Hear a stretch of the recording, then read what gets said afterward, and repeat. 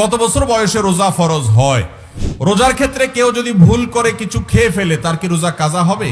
কেউ যদি রোজার মধ্যে পানি খায় অথবা কিছু খায়, আপনি দেখেন খাচ্ছে, আপনি তাকে বাধা দিয়েন না। যদি সে ক্ষুধার্ত হয় খেতে দেন। খানা শেষ হয়ে গেলে মোটামুটি পেট ভরে গেছে, এরপর বলবেন ভাই এবার থামাও, তুমি তো রোজা আছো। এরপরে প্রশ্ন হলো তারাবির নামাজে 4 রাকাত পর পর দোয়া পড়ার বিষয়টি কি জরুরি? কত বছর বয়সে রোজা ফরজ হয়? রোজা ফরজ হয় প্রাপ্তবয়স্ক হলে, বালেগ হলে। মেয়েদের যখন মাসিক শুরু হয় বা প্রাপ্তবয়স্ক আলামত শুরু হয় তখন থেকে, ছেলেদের স্বপ্নদোষ শুরু হলে বা প্রাপ্তবয়স্ক হওয়ার যে আলামতগুলো আছে, সিমটমগুলো আছে, মুস্টস গজায় গেল তখন থেকে, দাড়ি মোজ গজায় গেল তখন থেকে তার রমজানের রোজা ফরজ হবে, কারণ সে বালেগ হয়ে গেছে। আর যদি কোনো আলামত দেখা না যায়, সর্বশেষ লিমিট হলো 15 বছর, এরপর থেকে অবশ্যই তার নামাজ রোজা আবশ্যক হবে। এরপরে প্রশ্ন হলো তারাবির নামাজে 4 রাকাত পর পর দোয়া পড়ার বিষয়টি কি জরুরি? তারাবির নামাজে 4 রাকাতের পর পর যে দোয়া আছে, সুবহানাজিল মুলকে ওয়াল মালাকুতে, আমি এতটুকু পারি অবশ্য, এর পরেরটা পারি না। তো এই দোয়া কোন হাদিসে নবী করিম সাল্লাল্লাহু আলাইহি সাল্লাম থেকে বর্ণিত হয় নাই। তারাবির নামাজ 4 রাকাত পরে যে টাইমটা ব্রেক দেয়া হয়, একটু লেট করা হয়, এটা রেস্টের জন্য হয়। আপনি তো নামাজের মধ্যে হাফেজ সাহেব তেলাওয়াত করছে, আপনি তো চুপচাপ দাঁড়ায়ছিলেন, শুনছেন, তাই না? পুরা এক পারা তেলাওয়াত আপনি শুনলেন পুরা নামাজের মধ্যে, তারাবিতে দাবা দেড় পারা শুনলেন। তো আপনি খুব একটা কাজ করেন নাই, তো কাজ যা করার হাফেজ সাহেব করছে, আপনি শুনছেন। ততক্ষণ তো আপনি আরামে ছিলেন। সালাম ফেরানোর সাথে সাথে 4র্থ রাকাতের পরে আপনি সুবহানাজিল মুলকে ওয়াল মালাকুতে বলে টান দিলেন, তাহলে আপনার এটা আরাম হলো না ব্যারাম হলো? আরো এটা তো আরো ডিউটি হলো।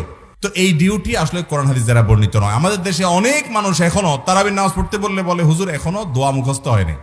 আছে না এই কপাল পোড়া, দোয়া মুখস্থ হয় না। কিসের দোয়ারে ভাই? 4 রাকাতের পর কোনো দোয়াই নাই হাদিসে।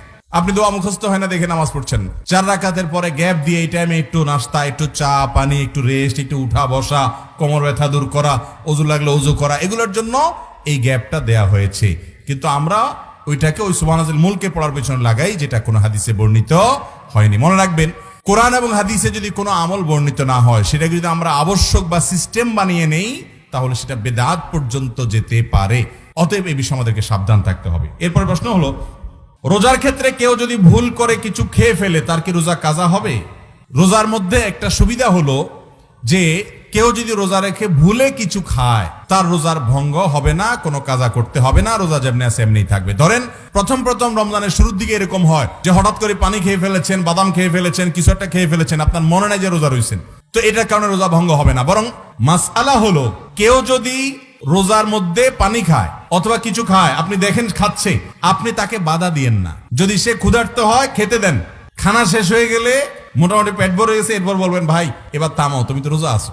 কারণ ভুলে খাইলে সেটার কোনো হিসেব আল্লাহ নিবেন না। যার কারণে এই সুবিধাটা আছে যে আপনি ভুলে খাইলেন, অতএব আপনি জানেন না রোজার কথা, এরকম হতে পারে। কিন্তু আপনি জানেন ঠান্ডা মাথা, হ্যাঁ, না জানার বা ভুলার ভান করলে কিন্তু হবে না, সেক্ষেত্রে কিন্তু রোজা ভেঙে যাবে।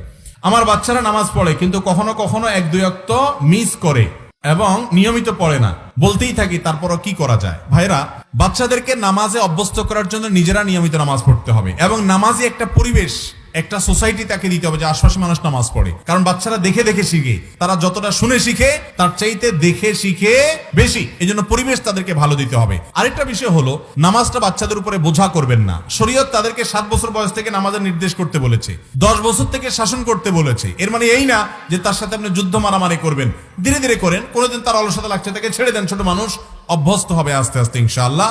এবং পরিবেশ দিলে সে অবশ্যই নামাজ পড়বে।